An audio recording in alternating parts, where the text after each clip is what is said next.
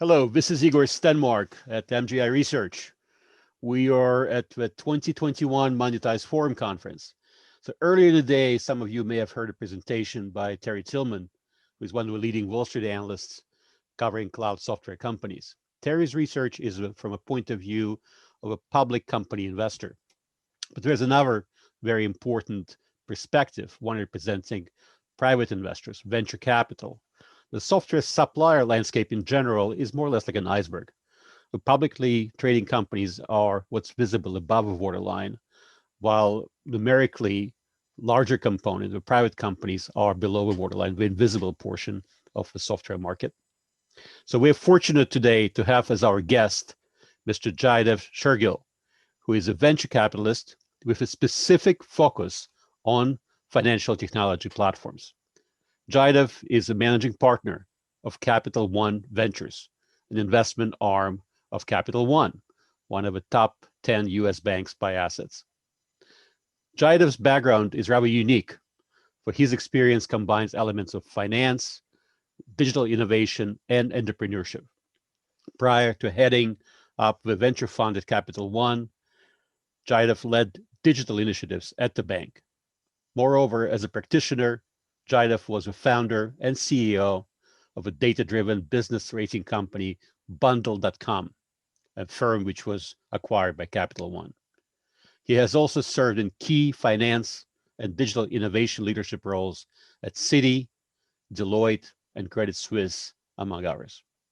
Jaidev studied engineering at Northwestern and earned an MBA at INSEAD in France. Jaidev, welcome to Monetize Forum 2021. Pleasure to have you here. Thanks for having me, Igor. Great to have you. So for starters, let's introduce Capital One Ventures. What is your charter? What is your focus? What is your edge? Investment thesis? Yeah, sure. Listen, Capital One Ventures, we've been around for about 6 years now. And our main goal is to accelerate key priorities within Capital One. And as part of that, the startup ecosystem is instrumental in delivering to those priorities. So we go and hunt for interesting startups across enterprise tech, cybersecurity, fintech, and invest in those startups that we think could be valuable for Capital One and could also gain a lot from a relationship with Capital One. So at the macro level, when you look specifically at finance technology, and I mean it more broadly than just because when people talk about fintech, you and I always talk about it, people talk about primarily consumer-oriented B2C kind of trends. But at the macro level, where do you see the most interesting trends in finance technology? Where is the source of potential disruption, innovation? Yeah, I mean, listen, we struggled a lot right when we started our fund, and one of the questions that we kept asking ourselves, and people naturally kind of put us into the bucket of saying, hey, you must be a fintech investor. And then we asked ourselves, well, what is fintech, right? And to your point, most people would say, okay, it's consumer-facing fintech. That's what people know as the fintech companies. However, as we view it, we view fintech as companies that could help and aid in the massive transformation that's happening with financial services these days. And the transformation I'm referring to is moving to cloud. So, at Capital One, we started this journey about 6 years ago. And I think right now, we're the only kind of large financial services company that's 100% on cloud. And so as we think about where we invest and what fintech means, it means all the components that come along with digitizing the bank up and down the technology stack that helps and aids in this cloud journey. So whether it's data companies that can help us detect fraud better, whether it's data warehousing that allows us to create better models and allows us to access data faster, whether it's cybersecurity that allows us to manage all our new data points and access points in different ways. We view our investment kind of sphere as encapsulating all of those. So where do you think are kind of a big white open spaces in finance technology? What are sort of unmet needs? In other words, where Yeah, is the next $1 billion, not just valuation, but the $1 billion revenue yeah, opportunity going to be? Are there areas that are kind of not explored, but when there may be areas like we see, for example, in insurance tech, it's pretty mature, not really yeah, growing, super yeah. profitable, but maybe ripe for innovation. No, listen, I think that we're kind of looking at three areas that we think are pretty critical and that are going to continue to grow. Along with cloudification just comes an increased need to secure our data, our processes, our technology. And so, cyber is going to be increasingly important. We think that, in fact, this is just the beginning of what we call the cyber revolution. The whole kind of shift left on cyber is going to be very much ingrained into our processes, and being able to identify and remediate automatically vulnerabilities is going to continue to just grow in importance. And we believe that, over the course of the next few years, you're going to have more and more companies that start with point solutions on this front, and either through kind of acquisitions and or through product expansion are going to become pretty instrumental in the ecosystems of large companies going through a cloud transformation journey. The second thing that happens is when you commit to cloud transformation, you kind of realize that you cannot move to cloud and then work with the technologies that you've worked with prior to cloud in an on-prem manner, because you just aren't getting everything out of it. And so as you think about digitizing all the processes that you have, all the long tail of processes that you have with customers, the answer in the past kind of couple to 3 years has been RPA. But we think that the true answer has to lie not from creating a quasi band-aid solution, but rather from really digitizing those underlying processes. And sometimes it's rewriting all of those. But other times, what I think is going to happen is this, massive push that we're seeing with, banking platform as a service, where, platform as a service companies are going to be able to break out their offerings into individual pieces, so that, large organizations can consume those pieces and not have to rewrite or use RPA to kind of manage their own processes and digitize them. So I think those two are kind of pretty big areas that we think are going to continue to flourish. And then as we've seen over the last 10-15 years, it's never going to be the end of the data story, right? People are going to want more. They're going to want faster. So what's the new generation of data warehousing? What's the new generation of machine learning? What's the new generation of AI? And are those platforms actually going to be enabled to quote unquote detect and be intelligent enough so that the whole customer service experience is dramatically changed, and you aren't relying only on people for that interaction, but rather on machines that are able to do a lot of the work, and then give the people interaction to the point where it is truly value add. So those are kind of broad areas, but we believe that the cloudification journey is actually going to be creating a lot of this opportunity, and it's the beginning of cloudification right now.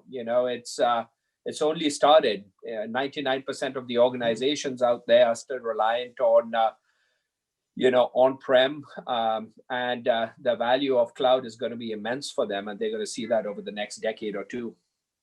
Right. Let's maybe switch gears here for a moment. Let's talk about our favorite subject, valuation multiples. So in tech and software, these things are kind of at the arguably at the all-time high, and we now have firms that have valuation multiples at 80 times revenue, at 100 times revenue. I think sky is the limit. Everybody's trying to set a record.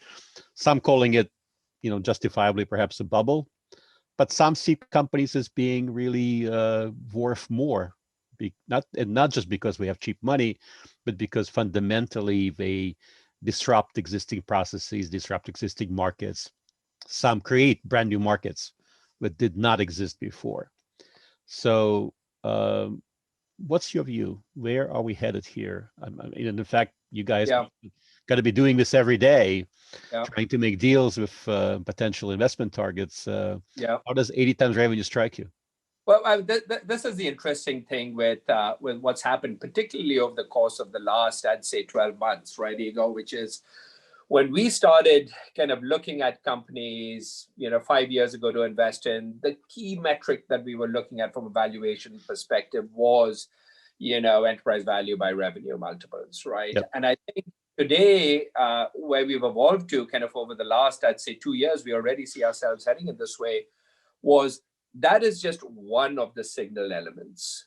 And where we view, the decision making when it comes to companies that might seem, pretty high up on the multiple basis, is you got to start looking at growth rates, right? And when you start normalizing by growth rates, you get a completely different picture. Companies that you think might have been expensive from a multiple perspective might actually turn out to be less expensive than others that aren't growing as fast. So that's one big thing that we started to look at a lot. The second thing that we're seeing is with tech companies, scalability is key. And so, whereas in the past with offline companies, you were limited in market share by geography presence. You were limited by how many people you had. Today, more and more enterprise tech companies are building to scale. Right, there's some limitations on sales, but even without that, the platform can scale in a very differentiated manner. And so what that means is that in pretty large opportunity areas, the inclination of having fewer winners in that space is actually growing. And so whereas in the past, if you had a 300, I don't know, let's say a $5 billion opportunity area, you could have 10 players in that space. Today, that whole space can be captured by one or two players. And so I think part of what we're seeing with multiples and growth rates is that investors are trying to figure out who those one or two players in that space might be, because they will take up the lion's share of the opportunity over there. And so that's how we've been thinking about it a lot, in addition to kind of using all the other metrics that we've looked at.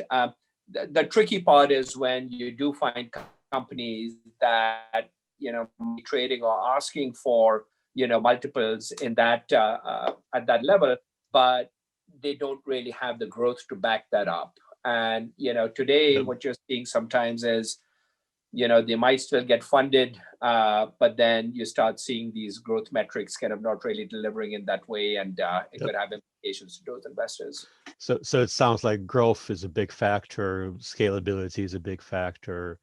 Sounds like management quality is a big factor, because ultimately, if we're all looking at the same space with the same technology scalability tools to scale marketing and sales, the better team is going to execute better, hopefully. Yeah, and I mean, listen, you start. We were early investors in Snowflake, and that's an example of where, we saw the space, the size of the space.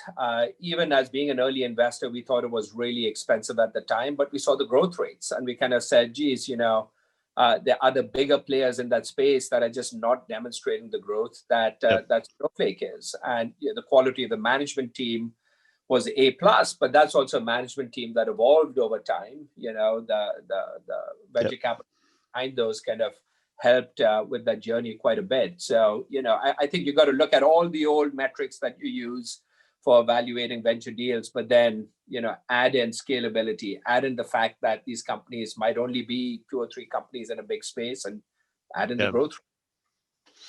So for your fund, what does it? You mentioned Snowflake, which was a great idea. Yeah.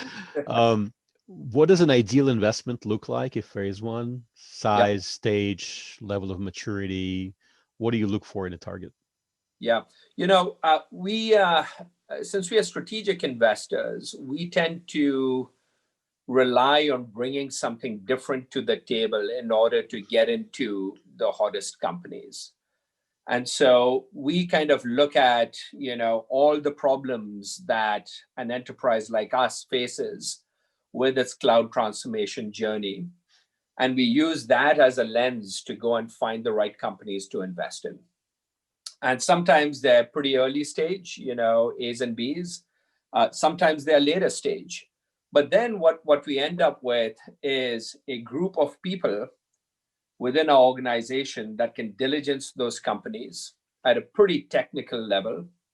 Um, you end up with a company that's actually looking forward to have you be part of their cap table, because they kind of see how you can help them, not only within our enterprise, but also via introductions in a very kind of relevant manner to other companies that might be going through the same things. And so, strategic relevance is one thing that absolutely is important to our decision making. The second thing is a financial hurdle. We want to invest in companies that will continue to succeed, because the more they continue to succeed, the more strategically relevant they'll become to us. And there's a higher chance that we're going to end up working with them. And so we look at, we've developed some metrics internally on, what do we think are, the strategic possibilities over here, score 0 to 10 over time. But then we also score the companies on a financial perspective, 0 to 10 in the same way. And when they meet that kind of efficient frontier is when we actually move ahead with the investment decision. So what have been some of the examples of things that you think of as being really out of bounds successes? I know one, obviously, Yeah, Snowflake. yeah. And where have you had perhaps some unexpected disappointments where you may have had a good company, good management, but things didn't really work according to plan? Yeah, I mean, listen, Snowflake has been great for us. Riskified is another company in the fraud management space that's been great for us. ThoughtSpot, which is also just a very different way of looking at BI, has been amazing for us. H2O, I mean, the list on some of these companies that we really like has been pretty good. Listen, the places where we are mindful of, the areas where which haven't been that good for us is when a couple of times from a pattern recognition perspective, either the space didn't mature in the way that we thought that it would, and it just ended up being too small. And in one other case where just sales execution didn't get there. And this is so important for private companies, especially at an early kind of B and C stage, because hiring salespeople are expensive. And when you get it wrong, even for 1 year, it can set you back pretty tremendously. And the market isn't that, the venture capital market isn't that forgiving. And so, I think if you think about our own pattern recognition, those are the two kind of spaces where we just spend a lot more time diligencing before we take something on. Great. So we're almost coming to an end of our time slot here. I have one question for you in closing. What should every entrepreneur, CEO, CFO do to prepare their business for an outside investment? A lot of times we hear from company founders, we say, well, why don't you talk to a venture firm? And we're like, well, I don't have time. It just takes so much effort. And I got a business to run, and my customers are tearing me apart. I'd rather spend time with them and my sales guys. So what should companies do to prepare for that step? Your thoughts? Yeah, I mean, listen, I think the key is probably asking the fundamental questions, which is, why are we raising? I think a lot of times people forget this along the journey. People just assume, oh, we did seed, we're going to do an A in 2 years, or in a year and a half, we're going to do a B in another year and a half. And I think that the what's forgotten in all of this is why, right? Why should we raise now? And then what will that actually get us? Right. I think that's one thing. The second thing is how much. and with the immense amount of dry powder there is out there right now, we see entrepreneurs raising much more than they actually need to, because they're given valuations that are probably 12, 18 months out. And I think, listen, if you are a well-disciplined, your product roadmap is understood, exactly, why you're raising, obviously you can be much more comfortable taking big dollar amounts. But, occasionally big dollar amounts come with, a whole bunch of other distractions. They come with obviously a lot of expectations on behalf of the venture capitalists. And one has to be pretty mindful about, the dollar amount that you're willing to take on. And then the third thing I think is the who. As you think about who you're letting into your cap table, this is kind of like the beginning of a marriage. They're going to be people who you're going to be hearing from probably on a weekly basis, and counting on to help you and support you during hard times. And I think creating the right set of investors who kind of see your company philosophically as you do, who can bring a different perspective than you to the table. Because what you don't want is just a mind meld of someone who doesn't challenge you at all, but someone who you have that personal connection with, who can help you see things that you might not be seeing. But then also the mix, right? We are arguing more and more that one should have actually a corporate investor, a good a corporate investor as part of your cap table, because they can bring a completely different set of capabilities that institutional venture capital don't bring. And so I think that who and that mix is equally important. Great. Well, Jaidev, I really want to thank you for participating in the conference. Appreciate your effort here, and have great rest of Monetize Forum 2021. We hope to have you back as a guest at our next event. Thank you so much. Well, thank you very much, Igor. Thanks for having me. Bye-bye. Pleasure.